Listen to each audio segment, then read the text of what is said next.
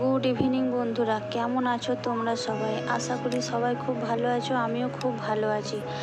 আমি, আমার হাজব্যান্ড, আমার মেয়ে আর আমার এক বন্ধু আর আমার এক বান্ধবী আজ আমরা এসেছি পুরুলিয়ার এক রত্ন অযোধ্যা পাহাড়ে। এখানে শুধু পাহাড়ই নেই, আছে গল্প, মানুষের সময়ের পিছনে হারিয়ে যাওয়া এক জীবন।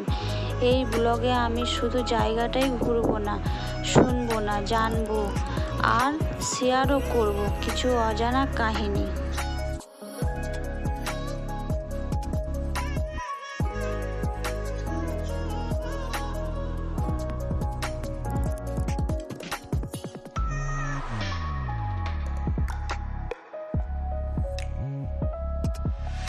পুরুলিয়া শহর থেকে প্রায় 40 কিলোমিটার দূরে এই অযোধ্যা পাহাড়।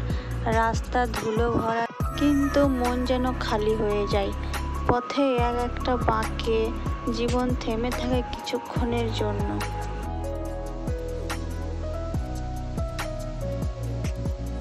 বামনি জলপ্রপাতে করলেও শোনা যায় গল্প।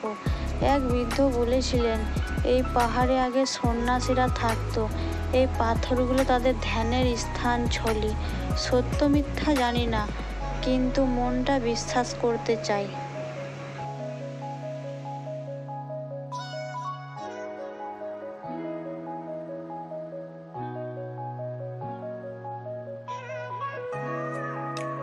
এই পাহাড়ে হাঁটতে হাঁটতে আমি বুঝলাম, ভ্রমণ মানে শুধু ঘোরা নয়, ভ্রমণ মানে নিজেকে একটু চুপ করে শোনা। এই নির্জনতা, এই নীরবতা যেন আমার ভেতরের কথাগুলো বলে দিচ্ছে।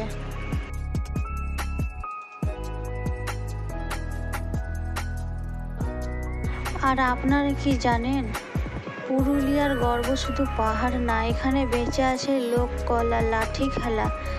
লাঠি খেলার ঢাকে যেন ধ্বনি ওঠে, তেমনই ছৌ নৃত্যের মুখোশে ঢেকে যায় আত্মা। আমাদের গাড়ি থামিয়ে একটা বাচ্চা বলল, দাদা পাহাড়ে গেলে ভয় পাবেন। তখন সেই বাচ্চাটাকে আমরা হেসে বললাম, এই পাহাড়ে গেলে মানুষ তো ভরপুর, কিসের ভয়?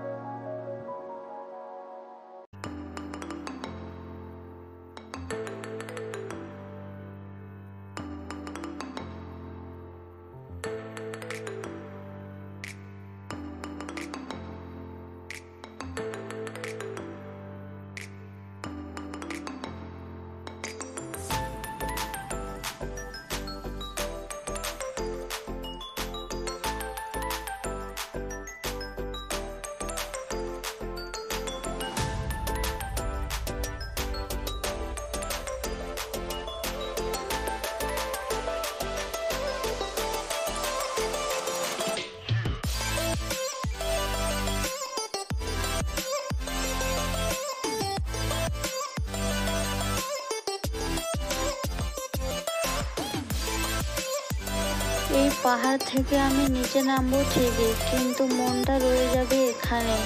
অযোধ্যা পাহাড় শুধু একটা ট্রিপ নয়, এটা একটা অনুভব।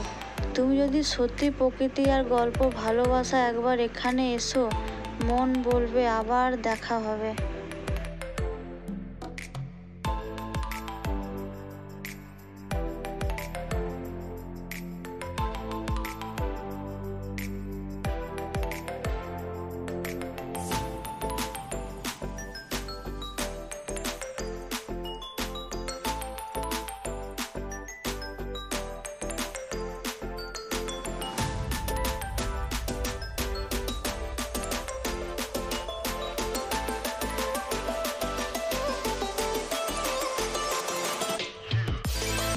এই যে এখন যে জায়গাটায় যাচ্ছি, এটা হচ্ছে আপার ড্যাম, যেখান থেকে গোটা পুরুলিয়া জেলাতে জল সাপ্লাই হয়।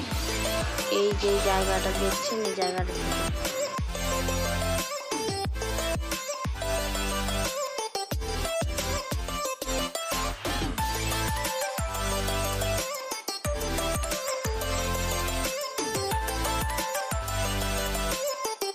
ভিডিওটা দেখার জন্য অনেক অনেক ধন্যবাদ। ভিডিওটা ভালো লাগলে একটা লাইক আর সাবস্ক্রাইব করো।